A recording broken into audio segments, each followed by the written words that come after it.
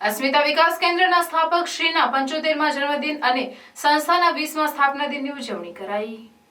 સંસ્થાના સ્થાપક પ્રવીણભાઈ પટેલની 75મી જન્મદિન નિમિત્તે સવારે વૈદિક મંત્રોથી ગાયોનું પૂજન કર્યું અને તેમના જન્મદિન નિમિત્તે સંસ્થામાં ગાયત્રી યજ્ઞ વૈદિક મંત્રો સાથે કર્યો। સંસ્થાના મનોદિવ્યાંગ બાળકો સ્ટાફ સાથે યજ્ઞમાં વૈદિક મંત્રો બોલી આહુતિ આપી। ત્યારબાદ સાંજે મનોદિવ્યાંગ બાળકો સ્ટાફ, ગામના આગેવાનો તથા સંસ્થાના મેનેજિંગ ટ્રસ્ટી પ્રણવભાઈ ભટ્ટ અને ઉપપ્રમુખ ભરતભાઈ ચુડાસમા, જિલ્લા સમાજ સુરક્ષા અધિકારી મંડોરી સાહેબ, મુનિયા સાહેબ અને તેમનો સ્ટાફ, મનમંત્રી સંસ્થા ભરૂચના સ્થાપક જયેશભાઈ પારીખ, યુએસએથી પધારેલ મહેમાનો વગેરે ઉપસ્થિત રહી પ્રવીણભાઈની 75મી જન્મ જયંતિ ખૂબ ધામધૂમથી ઉજવણી કરવામાં આવી। સંસ્થાના ટ્રસ્ટી મંડળ દ્વારા સ્થાપક પ્રવીણભાઈ પટેલ અને અરુણાબેન પટેલનું સન્માનપત્ર આપી સન્માન કરવામાં આવ્યું હતું।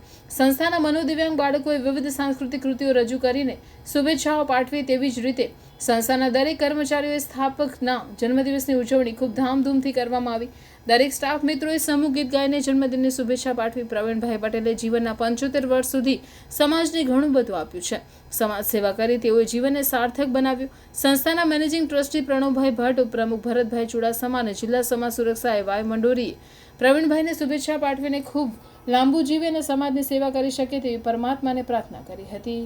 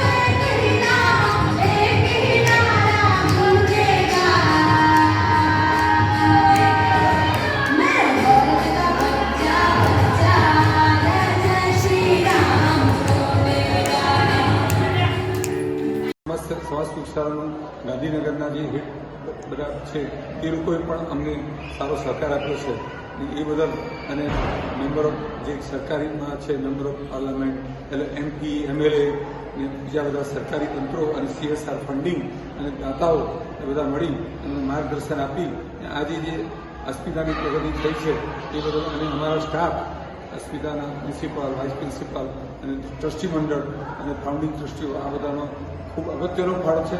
ને આજે અમે ગુજરાતમાં સારું લેવલ જે પામી શક્યા છે તે આ બધાને આધારિત છે, અને હવે અમે નેશનલ લેવલ પર સારી પ્રગતિ કરીશું। એ માટે તમારા બધાનો અમને માર્ગદર્શન અને સહકાર મળશે એમાં મને ખાતરી છે।